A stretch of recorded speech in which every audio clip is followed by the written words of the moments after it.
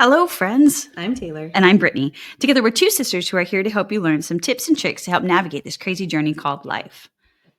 All right, Tay. So first of all, a little bit of housekeeping. Some of you might have noticed that we're down to 2 episodes a month now. We have a lot of other things going on right now, just at Taylor's clinic, my job, kids, babies, all kinds of stuff. So our goal is to launch episodes first and third weeks, but basically we'll have 2 episodes a month. Keep an eye open. Yeah, they're coming when they come, but the goal's first and third Monday. So shout out to Matt, and if you didn't hear that message, we did it.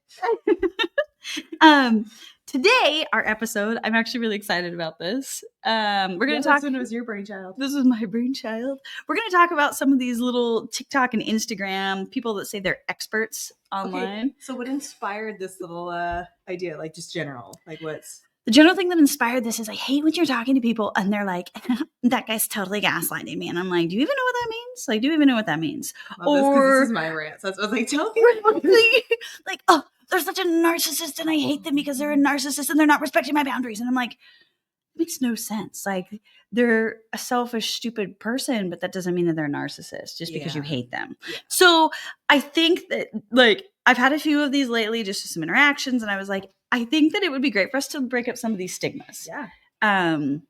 Social media has popularized a lot of these different mental health terms. Mm-hmm. And we've gotten into a few of these before. Like we had talked about attachment theories. Mm-hmm. We've talked about love languages. We've talked about all these different things, but this is kind of just a quick overlook at some of these like distorted pop psychology terms that are out there. Yeah. So we're going to dive into 5 big ones that we had thought of first. So gaslighting. 6. Oh, 6. I added one more. I can't count. It's because I added one more that I don't think I told you about. Trauma?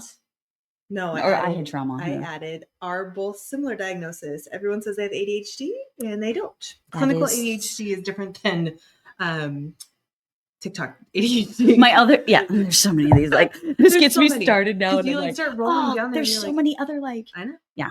I this is my rant all the time, but it's being a person in this field, everybody under the sun thinks they could do your job. And I think that's the really most offensive thing you could ever say, because I don't think people realize how rigorous we are trained and continuously trained. So that's where when you get your information, I really encourage you to look at who is posting that and where their education comes from. Just because they read a book or just because they read something doesn't mean they understand the depth of a concept, because there is so much depth to this and we're just beginning to understand things. We are trained to look for certain information in a certain way, but we also are trained to have this intense understanding of something. So when we say something, we even also know we don't fully know this. Like the body keeps a score is a really big trend right now. Everyone's like, your body is like, has all this mapping. And now there's another person coming up being like, well, studies show that may not be 100% accurate. Like there's constantly so much information going on that I'm like, this is a tough field to make claims on. Know where you get your information from. So when you said this one, you already knew I was on because well, and it's just one of those, like all of these different like terms I've heard people throwing out lately in their own personal lives. Like when they're talking to me and I'm like, WT crap. Like, what is happening? Yeah, this is a total abuse of these terms. And as people that have dealt with some of these, or like know people who have actually dealt with a lot of these things, like it's really frustrating to hear these terms thrown around so loosely 100%. Because it diminishes your own experience. Like I was talking to someone recently too, and I was like, I don't feel like I could say I have a trauma response. And they're like, well, why can't you say that? Because you have these things that check off these boxes. And I was like, well, because then I feel like I don't have all of these social things that like everybody's saying. And they're like, so who cares? Like, this is something that has affected you and here's why. Like, I actually feel like it demeans what other people have gone through that actually qualify for the diagnosis. So I have so many people come in that I literally have to convince that they need help and that they are clinically meeting all the standards, because they aren't presenting the way TikTok says. They aren't presenting as the general public says. I have that. Yeah. Yeah. And I think it's like 75% of my population, because I am pretty like, if you come into me, you're going to do the work. So I really have the people that want to come. Yeah. And it's sad to see where it's like it's great. I think this is a double-edged sword that we talked about before. Like it's great that the information is getting out there, but it's also not great because it's getting out there wrong. Yeah. It's making like, we want information out there, but we want people to get out there to be able to get the assistance they need that actually need it, and not to just use it as a flippant term. Yeah. Yeah. So let's dive into a few of these. Let's do the 6 of them that we'll give you the overview, the 6 that we chose. So go ahead and name the list. Okay. So the 6 that we chose first were gaslighting, narcissist, trauma, setting boundaries, self-care, and toxic. Yes. And then the last one that Tay added on is ADHD diagnosis. Yeah, because we both have ADHD. Which is very trendy. Why would it be trendy? It's horrible sometimes. I think because people, I mean, we can talk about it when we'll talk about it when we get there. Yeah. There's this whole thing, but I know why, because I've heard from people. But yeah, it's frustrating. It's so frustrating because we actually have it. So then it's very like demeaning at times. But the way I broke this down in this episode is it's going to be like there's a general definition that kind of loosely people understand. There's the cliche social media TikTok version that people are using. Mm-hmm. And then there's the correct psychological definition for each of them. Yes. Okay. Let's do it. All right. So gaslighting. Number one. So Taylor, the general definition that people are using is that gaslighting is when you're manipulating someone into doubting their own reality or memory. Very simplistic. Very simplistic. Not wrong. People use simplistic. It just takes this really complex mm-hmm. Concept and puts it down to nothing. So it's basically like me saying, make like a 5-course meal, but you're like, I'm having dinner. Yeah. So like instead of saying like a 5-course meal, you're saying I'm making dinner. And it's like, well, there's a big difference between making a 5-course meal and dinner. Yeah. So that's what you're going to start noticing. Yeah. So it really just waters it down. It waters it down so much. Now here's the part that really ticks me off. The cliche social media definition. No, this is every one of them. Oh, I know they'll tick me off. Do you want me to read it? Yep. All right. So the cliche social media definition of gaslighting is anytime someone disagrees with you or denies something you believe to be true, then they're gaslighting you. Okay, so break it down for just a second. Oh. How many times have all of us seen or heard like they don't agree with my boundaries? They don't think this way. So they're gaslighting me. Because it has to be true. It has to be true. It has to be true. Yeah. Everybody's allowed to their different perspectives. You're allowed to your own truth. However, the other person is also allowed to their perspective and their own truth. Mm-hmm. So neither one is discreditable or diminished, right? Right. And even like memory recall, we're taught like everybody in a trauma situation is going to have a different recall of that memory. None of them are invalid. All of them are just processed in a different way. And everyone is significant for us to puzzle piece it together. So if I was to go in and say like if trauma happened and just be like, well, yours isn't true because it's not the same as hers. Right. Then it's like, well, that's invalid. Totally invalid. Everybody takes different parts of it, but then people love to use that against each other. Or like remember an argument and then be like, you said this. You said this. And it's like, well, that's what you remembered. And that was your filter that you interpreted. Yes. And maybe that wasn't the presentation of the information.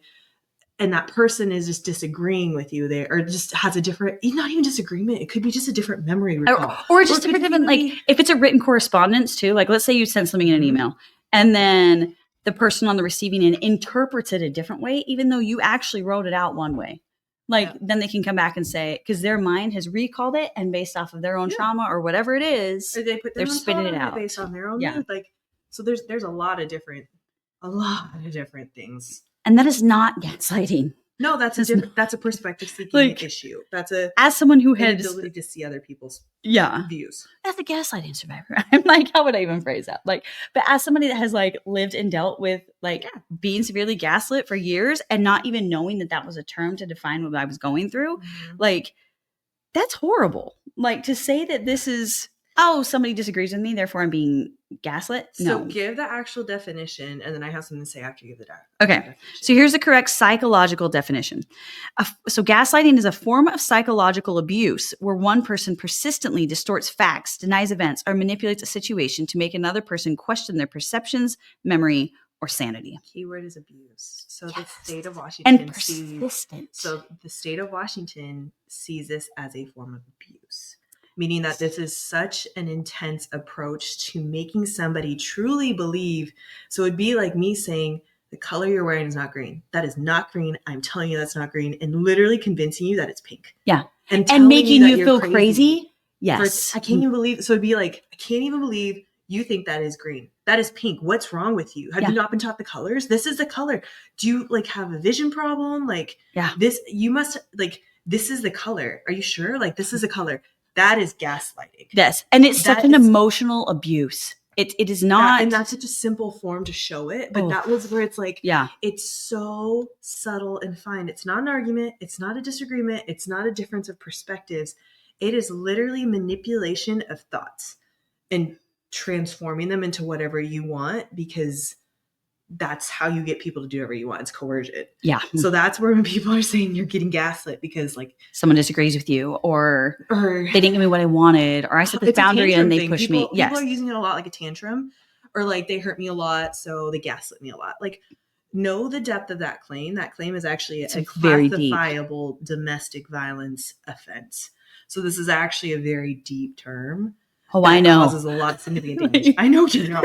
But that's where it's like persistent distortions, persistent use. And like, I'm going to be honest too, like there's probably times where I may have done similar things to my own husband where I'm like, are you sure? Like I tease him about his colorblindness all the time. Little like, things happen. Yeah. So like you may, but it's not persistent. It's not trying to manipulate. It's not, manipulate. It's not trying to coerce or change a person or put them down. And I think this is the thing about gaslighting. It's meant to put a person in their place and to lower them down beneath the other person. So the person has control. This is all about a control power move. Oh yeah. Using this gaslighting, as you know, but like, so this is where when people are saying like, there has to be a power function, and you can feel a difference in power when people are talking to you, but you have to be aware, is that your perception of the situation or is that the literal function of the situation? And there's a big difference in perception and function. Yeah, and if you're going to throw this term out to somebody, you better be darn sure. Like, and I mean, it's okay to like ask and seek. I think when you start claiming things, though, just because you're upset that you didn't get your way, there's a difference. You know? But like, I also think it is good to ask, to seek, to understand. But don't be so rigid in thinking that you have found the answer until you actually talk to credible people who know what the depth of this term is. And that's where I think the real clarification needs to come. Because and if you feel like this is happening, like as someone, like I did doubt it for a long time, even if I had learned the term, like, so I can see that from the other side. Like I was like, oh, this isn't happening to me. It's really not that bad. And I remember telling you so many times, like, oh, it's not that bad. It's fine. It's fine. Like it's just in my head. But like, so if you're having these thoughts, like it is okay to process through them. Like we're not saying that. Yeah.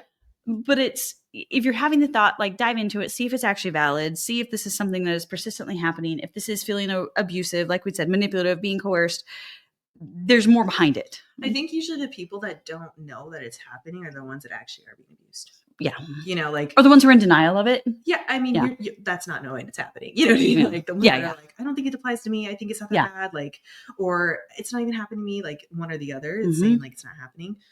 Usually I've noticed those are the ones that are happening the most. Yeah. So, and we're saying this, like Taylor's seen it from a therapy side as well as she's seen it in me as her sister. Like this is something like we can all say, this is the way it goes. Like don't feel weak if this is, if you're doubting it. And this is a process. I mean, abuse is a very complex issue and a very complex wound. So that's where it's deep. It's deep. It's really deep and it's really messy. So if you really don't know if you're struggling with it or not, talk to somebody. Yeah, definitely talk to somebody that actually knows, you know, or like even friends are good too, because your friends can tell you something's messed up. There's been times where I was like, that was messed up, right? And she'll be like, really? And I'm like, yeah. Or other friends would find out and be like, hey, that really wasn't normal. And I'm like, really? It wasn't? I thought it was fine. Like, and then once I got in a relationship, you're like, it's a whole other story. But so just remember, gaslighting, the real terms versus the general terms, it's so much more complex. Basically, I've seen with this one is people love to use it to throw a tantrum, an adult tantrum, and they love to use psych terms to throw. It's like a woke tantrum. It really is, and and it's like don't misuse something that's so valuable and so. And I think when you understand this is a domestic violence, this is an abusive situation, don't use that against the people that actually need this claim, because then it makes it so invalid for them. It does. And these people need this term. And it's like the boy who cried wolf. Like, because if all of these people continue to say things in this context, then when somebody actually needs help, it invalidates it. Then nobody actually is there to listen. Because like, oh, everybody says they're gaslit. Or everybody says they're being emotionally abused. It's bad when therapists, we're all talking to each other and we're like, how much is this actually true? Like, we got to dig. We got to dig to see if they understand, if they don't understand, because it's so overutilized. So you're like, how much do you understand this concept for you to claim this, you know? Yeah. And that's where, be aware. Yeah. All right, here's another one. If you disagree with somebody, just say that you hate their perspective. You dislike their perspective. You don't agree. Like, yeah. Or acknowledge their perspective and then say, we can see differently on this. You know, that's okay. I respect you can acknowledge their perspective. You think if they think you're right and they're wrong, fine. Say that, but don't claim that it's gaslighting just because you don't like it. And also be aware, like... Or if you're uncomfortable, don't claim that it's gaslighting. 100%. Like, if somebody's setting a boundary on you and you don't like that boundary, then don't say, you're gaslighting me because you just set a boundary. Yeah. That's not fair either. No. And different perspectives, all that stuff. Like, if you can't see the perspective, I get it. But, like, don't make claims unless you really use the terms right. Yeah. And figure it out if you are needing to use that term before you use that term. Yes. All right, here's another one that is everywhere right now for the last few years. Narcissist. Do you know where this word came from? Narcissus? Uh-huh. The Greek god. Yeah. Do you know the story? I do, but refresh my memory on this. This is always my favorite, and it's even in Hercules. I was just watching that with my little guy the other day, and there was Narcissus in there, and Narcissus is a Greek demigod or a god. I can't remember. He's in the gods. I've been reading about Icarus loved lately. himself so much that one of the gods put him in a mirror. I think one of the gods loved him, like Athena or something like that, and wanted to put him or wanted to love him. And he was so in love with his own looks and his own face that she like punished him by being stuck in a mirror forever or something like that. So this is supposed to be referring to a person that's so self-absorbed that they can't possibly conceive anybody else in this world to love, even a goddess. Which is so cheeky. I think that's such like a. It's so cheeky. Snarky I love term. all like it's the like such a snarky term. Yeah, therapists are funny. They are funny. I mean, and I love psychologists are funny like all the time. Side rant. I love all like the Greek and Roman mythology references throughout like pop culture and over. Yeah, my kids Hamilton Icarus has been a thing right now because there's a line in one of the Hamilton songs. Yeah. You married an Icarus who flew too close to the sun, and I was like, so we've read all about Icarus lately, but Icarus. Okay, but back to Narcissus and good old Narcissus. General definition. People see Narcissus as a person who is extremely self-centered and lacks empathy. Not wrong. Again, really watered down. I think this is the version of like, I'm taking a trip and it's like a day trip to the zoo versus like a trip to Europe. Yeah. Like the way this is watered down to me, it's like that colossal of a difference. It's huge difference. Like, yeah. It's a huge difference of watered down. They're not inaccurate. They just are totally different until you figure out you went to the zoo that day or you're going to Europe. Those two different trips. Yeah, so, totally. And this makes me want to just puke. The cliche social media definition is a narcissist is any toxic or selfish person, especially an ex. And that's where this is so infuriating. Like, did you know that you can't even use the word narcissist in a court document anymore if you're trying to describe domestic violence, abuse, anything like that? Because it's been so overused that the courts just threw it out. It was too easy for people to just manipulate that situation. You can't even use it. Do you know diagnosing this is extremely rare and hard because they never actually come into therapy themselves? I did know that. Yeah. So the odds of actually somebody getting diagnosed with this are extremely low. And the only way to actually get it put into court is if you have an actual psychiatric evaluation done stating these things, which is near impossible. Yeah. Because actually especially when narcissists think they're perfect correctly, but they will come off, and this is a tricky thing, they come off as a normal person, and you have to dig and dig and dig for years and have external stuff in order to figure this out. Yep. It's not easy. It's yeah. So let's dive into the correct psych definition. Mm-hmm. So it's saying that a narcissist is someone with narcissistic personality disorder. So it is actually a disorder. So just a little background. Personality disorders are their own section. So we have mood disorders in the DSM-5. DSM-6, I think, is getting released soon. But so there's different categories. There's sleep disorders, physiological disorders, mood disorders, substance use disorders, and personality disorders. Personality disorders has 4 or 5 of them in there. Borderline, histrionic, narcissistic, and I think one more. So I think antisocial. Very, very few. Very far between. They have to track from childhood. It has to be consistent strain in your personality to show up.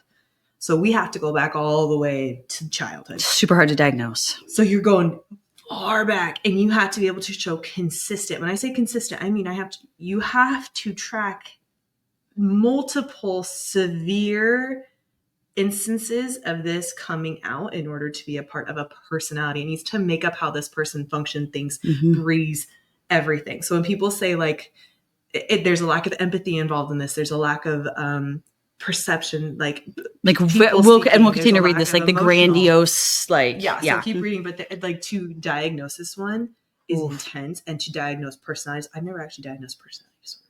Really? In my whole practice, I have not done it because they're so deep to find. I don't really take that population anyways, but they're so deep to find that I don't usually go in that. I wouldn't want to mess with it. And there's so many. Just finding them it's a little bit trickier. Yeah. Yeah. And you usually find them younger. Yeah.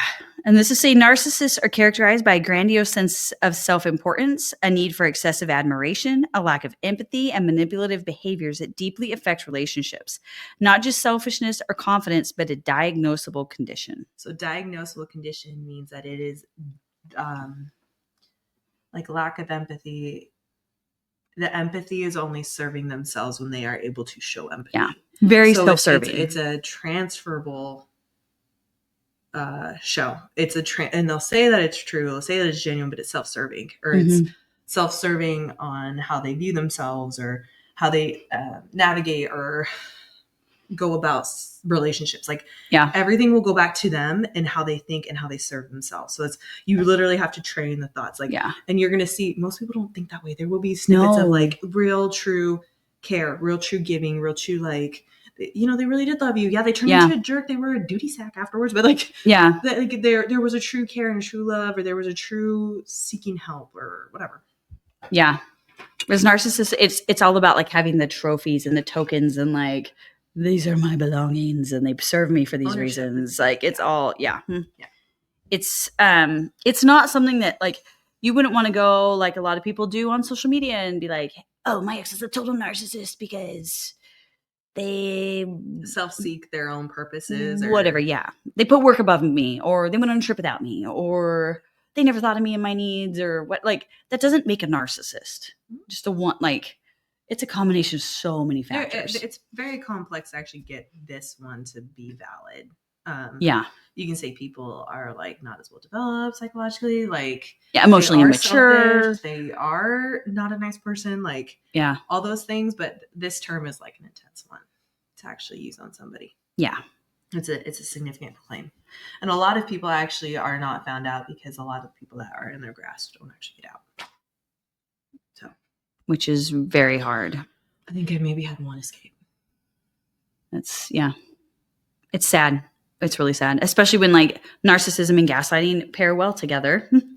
And so it's one of those where it's really hard for people to realize. They get stuck in it. Yeah. For so long. Yeah. And they pull you in, they pull you out. They circle back around. It's very. It's like a cat toy or a yo-yo. Like it's like you're in, you're out, you're in, you're out. Yeah. Ooh, okay, so narcissists don't like that. That's just not something like most people are going to be. That's very valid. Yeah, it's not something most people are. Yeah. Again, there's a lot to it. Yeah, it's not a loose term that should just be thrown around as much as it is. I think be careful too when you see these checklists, because again, there are diagnosable things in the DSM and you're going to see like, oh yeah, my person has like all of those. But then it's like, okay, are there confounding variables in order to present that behavior? What was the situation? What was the thing? How do they actually meet that criteria? When you're going through the diagnosis to meet these criteria, we're taught how to like eliminate and go through and be like, that classifies, that classifies. I mean, all of us will get confirmation bias if we're looking for it, because if we're like, like, does my person have this? Yeah. And you're like, my person has checked all these lists. Yeah. It's like, do they actually check all these lists, or is it like situational based off another thing? Like there's a lot of variables that go into actually checking a list that people don't realize. And it's so much more than just, oh, they checked this list in this situation, or, oh, they've checked this list in this last year. Like a narcissist this is a pattern for their whole life. Like this is who they are. In the last this year, is their core. This is their divorce or something. Yeah, they're going to totally check all the exactly lists for that. Then, yeah, you know, versus, or you guys are fighting or all these things, and it's like, but they didn't check that list when you were dating. They didn't check that list when you were building things. That's significant. Yeah, when you're in the honeymoon phase, like they didn't check that list. Yeah, that's a big thing. Because this is another one. So our third word we had is trauma. Okay. So, and we're not here to say, first of all, like, we're not here to say like your trauma isn't valid or anything like that. But like, just know when you're going to claim this, that trauma takes things up a step.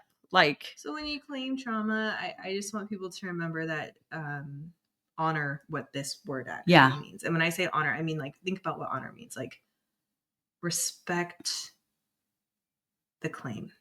And it's great that there's a widening of this term, because it needed to be widened instead of just like life-threatening situations. There's a lot of things that qualify for PTSD and qualify as trauma, but don't be disrespectful of the term either. Yeah. Don't claim. Yeah, we'll read the definitions here and then we'll talk about it. But so the general definition again is like the really watered down. General definition of trauma is a deeply distressing or disturbing experience. Like I could say I have trauma based off this definition if I got on the wrong bus to come home. Mhm. That was very disturbing to me. Mhm.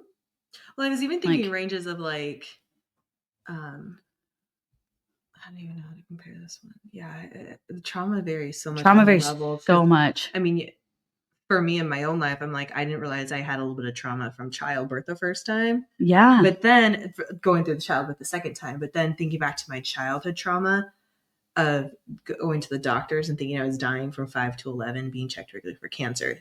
That was traumatic. significant, Yeah. life-altering trauma. And I had to take my child to Children's, the same place in the same parking lot in the same building that I went to regularly when I was checked 2 weeks ago. And I drove up the parking lot and I had a PTSD reaction. I was just like, why didn't you let me go with you that time? It was fine. I mean, it was fine. Okay. I worked through it. It was fine. No. But and I've like worked on my stuff too, so I couldn't have done it if I hadn't worked on my stuff. Right. But like, so then you can even see like me talking about it. It was like, you can see the difference. I can talk about childbirth all the time, but there's a variance there, right? Versus like when my dog got hit by a car, that was traumatic, but it was not the same level. It's not the same level. Me taking the wrong bus home, which hasn't happened, I guess, because I'm on the bus, but like that would be a lower level versus me almost getting raped in a car in college. Like that's different levels, or you know, like yes, yeah. And that's where I'm like, there's so many levels to this term. So like, and this one, like, I don't necessarily have a problem with people using it. I just it's really hard to understand people's levels when they throw it out there all the time. Does that make sense what I'm saying? Like, totally. So this one isn't more like, I don't necessarily like think it's a super, I just think like people need to honor what it means and be able to portray to people the severity of where they fall. Yeah. It's like a spectrum or a line. Like, and it's not up to us to say that wasn't traumatic for you. 100%. Because you hear about like me going to the doctors, like that's, and you're like, I'd be like, oh, it's fine. Yeah, but then you hear I was 5 to 11 being checked for cancer and thought I was dying. And then when you hear it all, radiology, and then you're like, and even if we were to say like the bus, like let's say I was agoraphobic and I never left my house, and then all of a sudden I'm like, I'm going to ride the bus to work. I took the wrong bus home. Like then that would be a super traumatic experience. And what neighborhood did you go into? Was there anybody that talked to you that you freaked out on, or like any situations did you almost get an accident? Like that's not up to us to define. 100%. Yeah. Like, and this is where I was like, there's really not much. I think the way that social media uses it is an interesting one. Yeah. So social media defines trauma as any bad or uncomfortable experience, including minor disappointments. That's the key that I hear all the time. Yes. When parents tell you no on something, it's traumatic. Yes. When I get grounded, it's traumatic. Yes. When my mom yells at me, it's traumatic. They took away my phone. The mom yelling at you could be traumatic or not, depending on what happens. But like, that's not trauma. Yeah, your mom taking away your phone because mom yelling at you is different. That one does fall into abuse sometimes or something like that. But usually the ones I hear about is like, my mom was mad at me because I threw away something and she yelled at me, but it was not. You know, it's like she yelled at you. That's not trauma. Like, it's not trauma. Yeah. So that's where it's like, including minor disappointments. That's the key. You see it all the time. Or like, it's so traumatic when my plans don't go the way I want it to, or things like that. Like, you don't disrespect the term. I didn't get to go to Disneyland for my birthday. It was traumatic. That's my biggest thing. Like, don't disrespect and dishonor what this term really means, because a lot of people aren't taking this seriously now. And this is a serious It really part is. of people. Yeah. And we need to respect people's trauma. And we need to like give them the space that they need to grow. All of this. Like it is a big deal. So here's the correct psychological definition. Trauma is the emotional and psychological response to an event or series of events that overwhelms a person's ability to cope, such as abuse, neglect, violence, serious illness, or major loss. It can lead to PTSD, complex trauma, or emotional dysregulation. It's heavy. It's heavy. Yeah, we're looking for the physiological response in correspondence to the situational response, which if you don't understand, that means we're looking for the fight or flight to be activated significantly enough, meaning like your body to react to a negative situation bad enough for it to last in your brain and kind of create a new pathway. Every time that trauma happens, something diverges and rebuilds in your brain, and it literally breaks new pathways in your brain and changes how your brain is routed. Yeah. And that's what people don't understand. So like me driving, logically, I was fine driving my girl to go get her hips checked. You know, she's fine. She was fine. Yeah. She was totally fine. And I go in there and I like, my whole body freezes up and I start to breathe really hard and almost start just sobbing. Yeah. And I felt like I was 6. And I was like, interesting. Yeah. I am a 31-year-old mother with 2 babies and a full career. And all right. Yeah. You know, I text my husband and I put my big girl pants on and I go inside. But that's where it's like, okay, something significantly changed in my brain Mhm. versus like, you're disappointed. I understand you're disappointed, but don't Right. do mean people. Yeah. And there's definitely a difference in the reactions on things. It's Yeah, you can tell when somebody is really shook. Yeah. Versus like, I'm really disappointed I didn't get to go to Disneyland for my tantrum. birthday. Yeah, don't. I turned 22 this year. Just kidding, I didn't. Okay. This one makes me laugh. This one's a hot mess. Oh my This is gosh, such this a one hot is mess. such a hot mess, and it stresses Application of me this one is such a hot out. mess. Okay, so setting boundaries is our next one. This is thrown around so loosely. The general definition of this is communicating limits to protect your well-being in relationships and situations. Not wrong. Yeah. Watered down yet again. I think that one's like a decent. It's decent. I actually don't think this one's like too vastly different. It's not. It's just watered down a little bit. It's just okay. So this one is actually like correct on like summarizing it. I think. Yeah. I think application is where it gets messy, Oof. and examples is where it gets messy. You know. So we could go to the cliche media definition on this, social media definition. We're saying that by setting boundaries, I'm cutting off anyone who upsets you or disagrees with you. Canceled.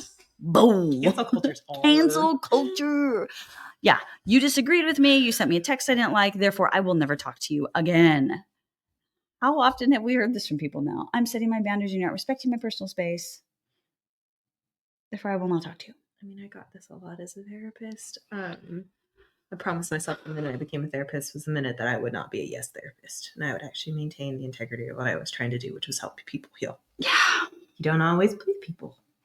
And this is so like, I'm really working with he just turned 9, my 9-year-old right now on, you can't control other people's reactions. Okay. That is a pure, say that word again. Control? Yeah. Yeah. That is what people are trying to do with setting boundaries, is they are trying to control people to do exactly what they want. So it's like another form of gaslighting to me. Yes. It totally is. Like it's like the facade of using a boundary in order to control other people. And it's actually gaslighting. Yeah. And my 9-year-old is like, I have so many examples of things that he does where he's trying to ascertain control. And then he's also trying to set his boundaries. So he knows what he needs. We've been working on like identifying your needs, right? Like, I want to play this game with you. I'm like, okay, I'll play this game with you. But then in playing the game, then he sets these rules, right? Like, these are the house rules, Mom. So and totally this is what it is. And then it all goes back to the control. So as soon as then he says, you're not listening to the rules that I set for this game, now you're done. I'm never playing with you again. And he packs up the board game and he says, it's my game and I'm leaving. But how often do we see this in an adult setting? Yeah, it's the same thing. It's the same thing. Yeah. It's just not a board game. It's just life. And we don't just get to say, oh, you didn't listen to my new fun rules. I'm going to pack up the game and I'm done. Like, it's just a bigger version of the same tantrum. That's what it is. So frustrating. And I think there's like, I guess people can do this, say like I'm done and dealing with people, but I don't know how you function in the world then, because there's so many people you're going to have to work with that you don't like, appreciate, interact with. Like, there's a lot of things that you're going to have to do that it's like, we're going to dive into this book another time, The Courage to be Disliked. Oh, yeah. That loved it. Yeah. It goes into a bunch of like Adlerian psychology, but like that came out of my mouth, like from Texas or something, but like Adlerian psychology. And it really talks about like, if you like that, all of our relationships and all of our interactions with other people are like their personal relationships. So everything that we do, it goes around other people, right? Like our responses to things. And so there is no world where it's just us. So all of these are like a pro-social communication. And so we can't do this. We can't just cut everybody off that disagrees with you, because we are human beings and we live in societies. We don't live by ourselves in the woods. Like, we aren't creating our own country here, people, and you're the leader and everyone has to follow you while you are a dictator over them. Yes. Like, that's not how this works. And it takes me off when people are like, you didn't respect my boundaries, therefore you're a horrible person. And it's like, what the crap? I didn't even know your boundaries. Or like, your boundaries are just trying to control me and they're not actually valuable for this relationship. Like it's, the actual psychological definition is what? Is setting boundaries clearly and respectfully So setting boundaries is when you clearly and respectfully express personal limits regarding what behaviors, treatment, or interactions you will accept from others. Boundaries are not about control or avoidance, but maintaining healthy relationships and self-respect. And then such a difference. Like, the last part is huge. are not about control or avoidance, but they're about maintaining healthy relationships and self-respect. Yeah. Right. And I think that's where I always think of the example when I'm trying to tell people of my relationship with my dog. And it's based off the Hawaiian concept of what it means to be an owner. Mm-hmm. And their definition is to be, what is it, pa'o or paco or something? I forgot the word. But I'm trying to remember. The ka'u. Yeah. So it's ka'u, and it's the actual definition means like beloved guardian and guider, and it's all of these beautiful things where it's basically saying like my job is to be your partner in this life and to guide you and keep you safe. So when I think about boundaries with other people, I think about my boundaries are about keeping myself safe and the things that I value and the people that I value. And I'm not trying to control. I'm not trying to coerce. I'm trying to get us to figure out how we can work together so that I can get us both safe and both happy. Yeah. So like Koa, he's going to want to do the things that he shouldn't do, right? Like walk in the road or chase a chicken somewhere. And that's where it's like, okay, I don't want him to force him to do it, but I need to tell him no to make sure that he's safe. Yeah. To keep him safe because I love him so much. Yeah. Right. And he wants to stay alive. Like that's just how it goes. Right. So then we're trying to figure out how to work together. So I'm making requests of him. I'm putting those limits on him, those boundaries, because I need him to stay alive. Right. Which is fair. So at times you're going to have limits or boundaries people may not like my little guy does not like it when I tell him, no, you cannot dig in the cabinets. Or dig in the garbage. He gets so mad. Yeah, he gets really mad. And I just put on like child locks everywhere, and there's like 2 drawers in my kitchen now that don't have it. And he tries to go to those dang home doors 2 times, like every day, or 2 drawers every single day, 50 times. Then the answer is no, no, no, no. And honestly, that boundary's for me, not for him. It's for me because I'm going crazy and I'm losing my mind. But I'm not like not working with him. I'm not disrespectful. I'm not whatever. I'm maintaining the boundary of like, no, I don't want you to do this because you're driving me crazy. Yeah. But I'm not also being rude to him. I'm not also harming him. I'm not controlling him. I guess you could maybe see it in a way of control, but at the same time, like it's just saying like, this is my house. But this is better for your mental health. Exactly. Yes. And that's where I'm like, at time, it's good. See how it gets messy there though? It does get messy. Because I'm like, it is kind of control if you really think about it. But at the same time, it's like, well, you have to have some form of power when you have this power differentiation. So that's he's one dude. Yeah. Like, I'm going to have power over this kid. Yeah. But am I doing it disrespectfully and am I hurting him? Or am I just doing it like, mommy's going nuts. So mommy's just blocking the door right now and saying, no, you don't like it. I understand you don't like it. I validate that. Yeah. Does that make sense? But totally. It's not being like, get out of my face, get away from me. I'm done with you. So if you think about that, like, that's where I think we need to start working towards and progressing is how can I work together with this beloved person of mine or this, this valued relationship and actually interact in a way that, because people often think the dog ownership one is like kind of a control thing. So, yeah. But it's not a bad thing. Yeah. It's okay to have the boundaries. Yeah. Yeah. Okay. Our next one is self-care. Self-care is one of those things. I think we've talked about this before. Self-care we talk about this one a lot. Yeah. Self-care is good. It's not a bad thing. Mm-hmm. Like we all need self-care. So the general definition is taking intentional actions to nurture your physical, mental, and emotional health. Mm-hmm. That's not bad. We all need that. Like we all need the cliche thing of putting your own oxygen mask before you can help others. Mm-hmm. Don't let your own candle blow out before you help somebody else. Like you can't light someone else's fire if you let your own candle blow out. All that. That's all super important. The thing is when it becomes that all self-care is like, we have to take all these bubble baths and face masks and avoid responsibilities and leave our kids at home and travel the world and blah, blah, blah, blah. That is not what we're saying here. Like self-care needs to actually should I say the real definition now? Yeah. Yeah. So the real definition of self-care from a psych perspective is the practice of meeting your own needs through rest, nourishment, emotional processing, and activities that promote well-being.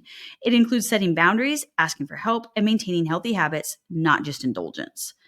I think that's the key. That self-care has become so defined as indulgence. Yeah.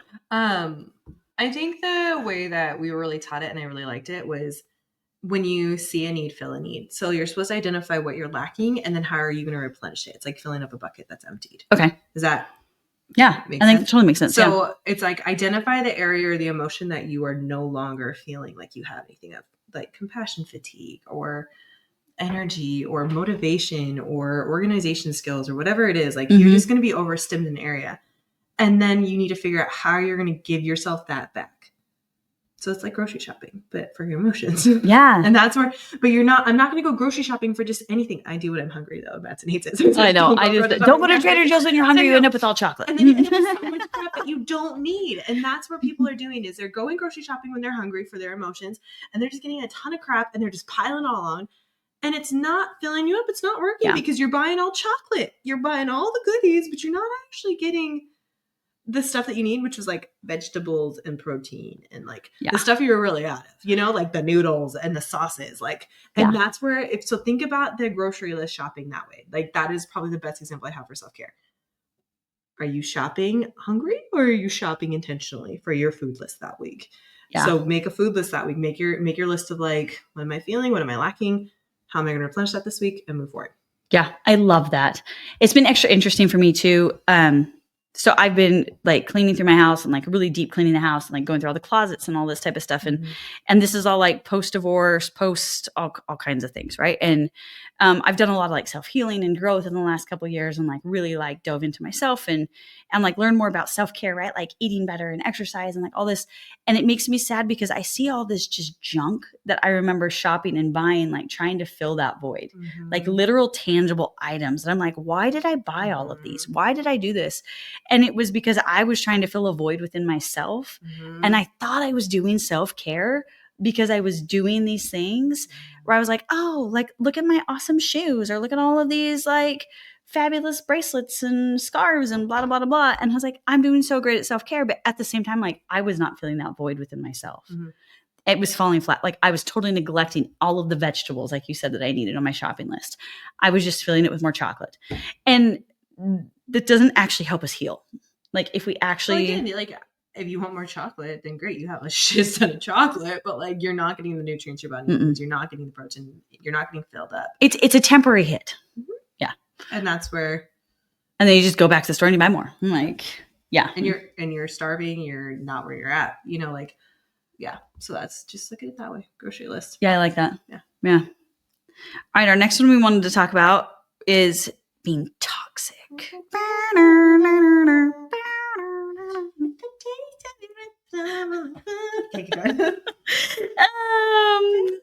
Don't you know that you're toxic?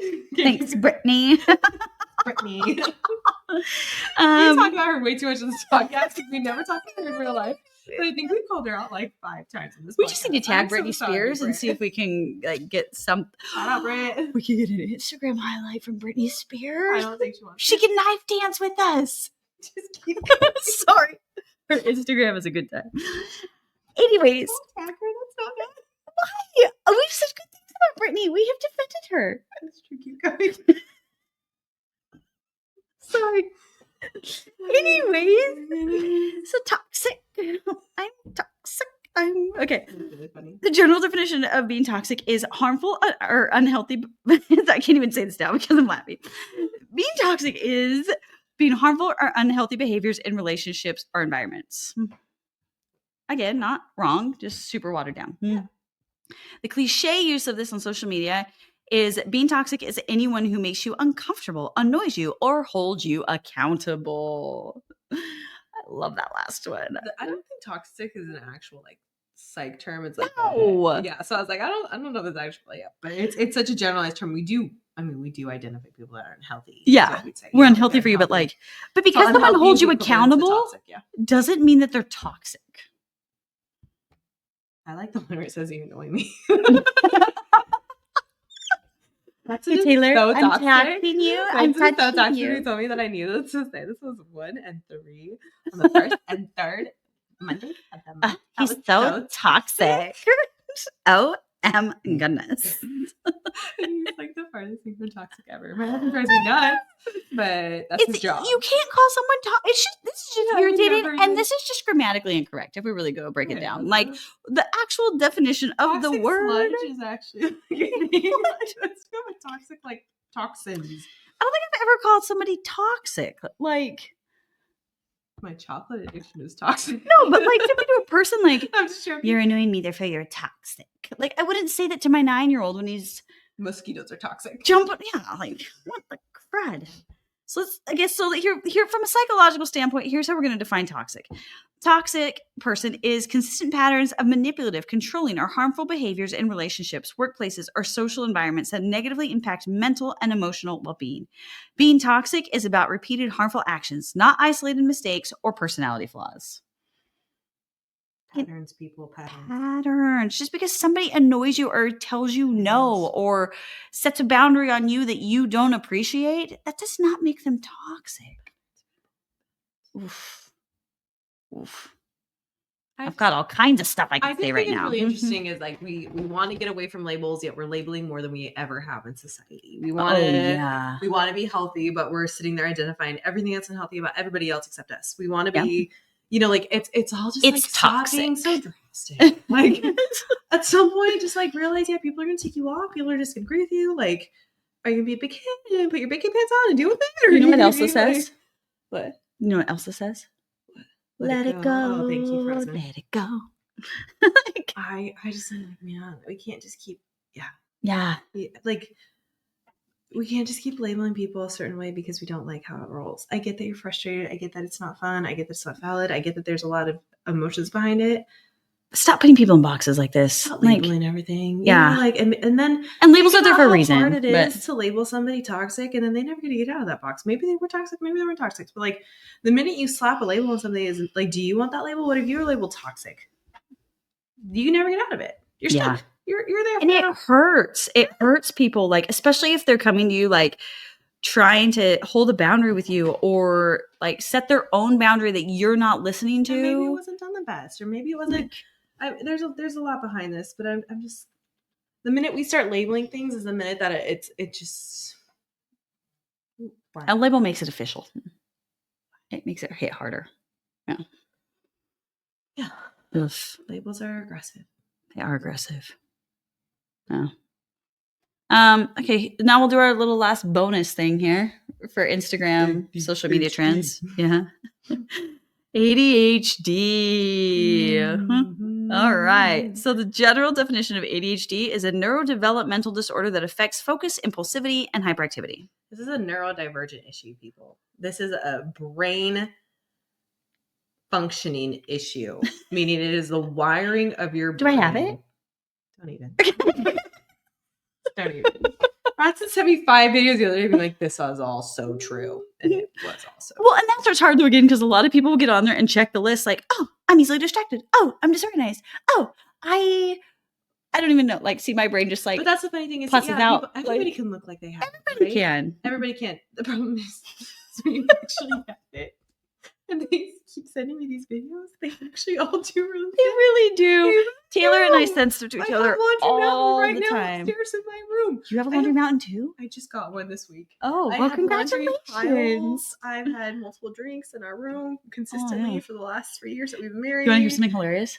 So, speaking of ADHD and laundry mountain, so my fiance and I are looking at a house, right? And it has 2 laundry rooms. And he's like, Brittany, this will be amazing because you'll never have laundry mountain again because the kids will be in charge of their own laundry upstairs. Naive. And I'm naive. That sounds so amazing. Do you really think you're never have laundry mountain again? Well, if I don't have to do the laundry, if it's tasked out to people who don't have ADHD, maybe. Well, theirs won't have laundry mountain, but you'll have laundry mountain still for yours unless she does it. He's like, this is going to be so great when we move into this house. I love his naivety of ADHD. Pretty funny. I'm like, that sounds so nice. That's pretty funny. Laundry mountain.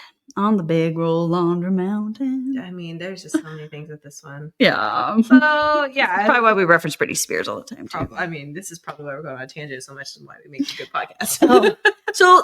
I already said the cliche thing, right? No. Okay, so the cliche meaning definition of ADHD is being forgetful, disorganized, or easily distracted. Girl, we just talked about Brittany 3 times in this podcast, and it's never once in our layout at all. It's Britney Spears toxic this too is like, if this was the actual definition, just calms us down. That's what I said. We don't have caffeine right now. We need our caffeine because we'd actually be funneled in. I know. That's the thing how you know you're really, though, because stimulants always help us. Stimulants. Oh, you're right in. You can tell when we took our stimulants not based off the episode that you're listening to. It was interesting. Yeah, it was interesting because I recently started my son on ADHD medication for the first time. And did he call you about it? I know he called my brother about it, our brother, and was like, Parker, I'm so excited because this Ritalin works. He's like, I feel so calm and focused, and I just got all of my reading done, and I was able to focus, and I got my math worksheet done, and my handwriting, and I sat there in my chair for a whole half hour, and my brain feels so clear. It's really. And it was like when your 9-year-old like notices it has lifted out of the valley, and you're like, I can see the whole view right now. And you literally, my husband will always be like, you're on the go. And he knows now not to interrupt my flow. Oh, yeah. Otherwise, it's not good. If you interrupt the flow, I either get angry or it's just all unraveled and nothing will happen for another week. Yeah. And I told my kids, I'm like, hey, I'm going into go mode now. Like, you can't bug me. Because they know. They're like, if I'm folding Laundry Mountain, like, this is the one time this month I'm going to dive into Laundry Mountain. Like, don't talk to mom right now because it'll be gone like that. You can't, it's more than just being forgetful, disorganized, or easily distracted. Like this is saying, like, this is literally just. Give the definition. Yeah. The definition of a correct psychological definition. Attention deficit or hyperactivity disorder is a medical condition characterized by persistent patterns of inattention, impulsivity, and or hyperactivity that interfere with daily functioning in school, work, or relationships. It's not just being scatterbrained. It affects executive function, working memory, and self-regulation. Mm-hmm. Self-regulation is huge for us. Self-regulation is massive. That's a really big one. And I like working memory. I mean, like my husband can see it when we're taking something on and I like will shut down and I'll just kind of stand there and he's like, what are you doing? I'm like, there's too many things at once. Yeah.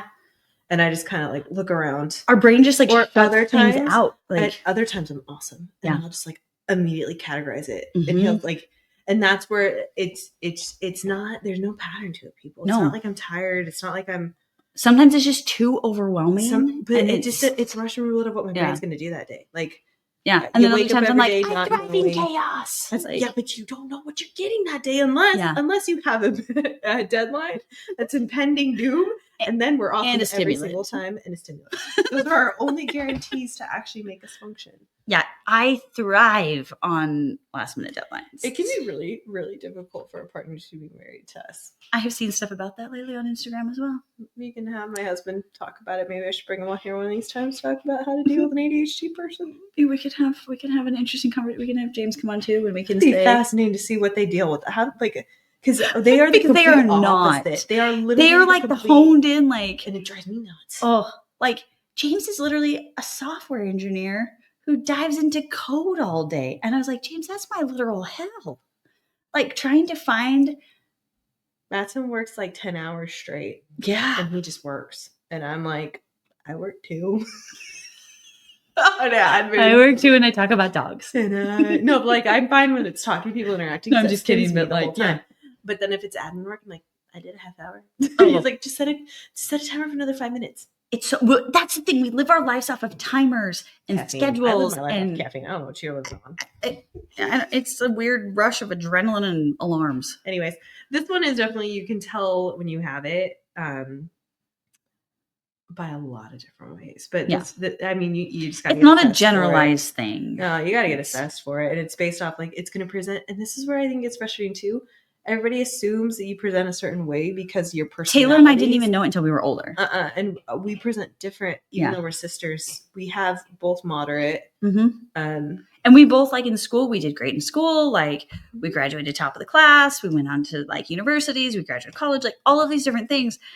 So like we didn't feel like this was our problem because we thought that ADHD was the kids that like couldn't get their schoolwork done or were like always all scattered and or the ones that got into trouble or yeah. And it's like, no, I read a lot. Like I'm fine.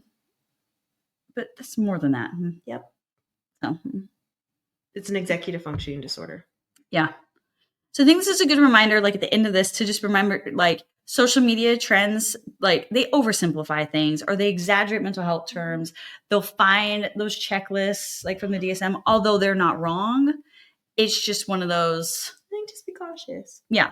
Be cautious in how you throw out a medical term. Like, the best analogy I have is these are diagnosable medical terms, right? So we don't go throwing out that you have cancer when you Google WebMD. Like, WebMD, people do it all the time. Everybody has cancer. You do it. Everything comes back down to you may have cancer. I did it so much. I'm dying. I'm 36. Yeah, I've had cancer. I don't even know how many times it's put. I don't even look. Like mine, I've got my anxiety way more check. I don't even look anymore. Yeah, I don't even look because that's probably cancer. Every time my MD's going to tell me that there's a possibility of cancer, and I just can't take it. So that's where I'm saying, like, I broke up with WebMD. Yes, so break up with the DSM because you don't know how to use it unless you're trained on how to use it and how to eliminate confounding variables and actually get down to it. We are taught to do multiple diagnoses and then knock them off by saying they don't qualify here. Yeah. And then we land on the one that they are. If you think that there's any of these things that you or a loved one or someone who's close to you might have problems with, go talk to a therapist. Yes, go get the clarity. Go talk to a therapist. Don't just talk to your bestie who's a TikTok star. Like, you need to go get real help. And I'm not saying this lightly. Like, this is coming from, like, we have both dealt with a number of these different things, both personally and Taylor, obviously, in her clinic. Like, go find the resources that you need. And that's the best you can do for yourself. Yeah. TikTok is not an information source. No. Unless it's from a therapist that posted it. Yeah. But even then, be very careful on who you actually think are therapists on there. Life coaches are not therapists. So that's a whole new battle. That's a whole other battle. You went there. They are not. They are not therapists. That's why they're called life coaches. No. That's a statement. Anyways. We hope that you found this helpful. Don't forget to follow us on Instagram where we'll be posting we do okay on that, but for updates and so you can see where we do terrible episodes drop. You're kidding me? I've been terrible. We're terrible at that. We're going to do better. But we're so glad you're here. Thank you, friends. We'll talk to you later. Bye.